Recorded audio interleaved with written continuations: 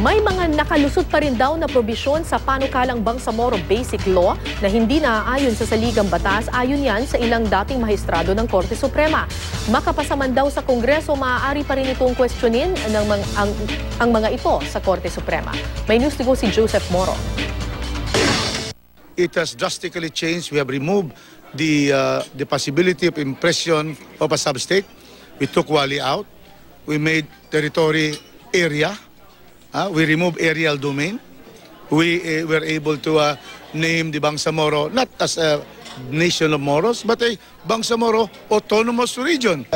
Kampanya sa Ad Hoc Committee on the Bangsamoro Chairman, Congressman Rufus Rodriguez, na narilis na nila ang ilang mga probisyon sa kanilang substitute version ng panukalang Bangsamoro Basic Law. Pero kung babalikan ang pagtutol ng ilang mga dating maestrado ng Korte Suprema sa ilang probisyon ng BBL, marami sa mga umunoy unconstitutional o lumalabag sa konstitusyon na probisyon sa BBL ay nasa substitute version pa rin na pumasa sa komite ng Kamara. Si dating Supreme Court Chief Justice Hilario Davida na miyembro ng Peace Council na binuo mismo ng Pangulo para pag-aralan ng BBL, pinatatanggal ang 10% opt-in provision kung saan maaari maging bahagi ng Bangsamoro Territory ang isang syudad o probinsya kung iboboto ito ng 10% ng mga registered voters.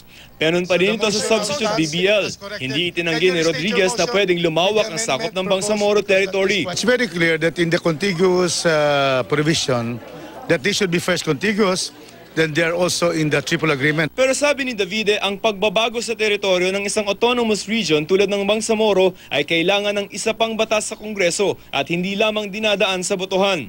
Isa pang dating maestrado ng Korte Suprema, si Justice Vicente Mendoza, pinutulan noon sa pagdinig sa Kamara ang pagtatayo ng isang parlamentaryong Bangsamoro government. Dapat daw ay direktang hinahalal ng taong bayan ang mga miyembro ng parlamentaryo at gabinete ng Bangsamoro government. Pero sa substitute bill ng BBL, ang Chief Minister ang mamimili ng kanyang gabinete. The executive department is also required to be elected, but here by the Constitution. But in the bill, the cabinet is appointed, is not elective. It is the Chief Minister who appoints the cabinet. Dagdag pa noon ni Mendoza, hindi rin maaaring ang Bangsamoro government ang bumuo ng kanilang mining policy dahil nasa konstitusyon ito at hindi pwedeng baguhin maliban na lamang kung aamyendahan ng konstitusyon. Merong ganitong kapangyarihan ng Bangsamoro government. Tingin ni Mendoza, dapat ay naaayon sa konstitusyon ang Bangsamoro Basic Law. Sa committee report naman ni Senador Miriam Defensor Santiago, sinabi niya na halos katulad lamang ng BBL ang ibinasurang Bangsamoro Juridical Entity ng Korte Suprema na tila isang sub-state na raw. Isang executive department at legislative assembly lamang daw ang pinapayagan para sa otonomiya sa Mindanao at hindi isang parlamentaryong gobyerno.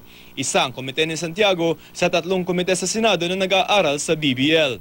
Kung ano't anuman, kahit maipasa ng Kamara at ng Senado ang Bangsamoro Basic Law, may tsansa pa rin na makwestiyon ito sa Korte Suprema. Ang kataas-taasang hukuman na magsasabi at may huling desisyon kung unconstitutional o constitutional ang Bangsamoro Basic Law. Joseph Morong, GMA News.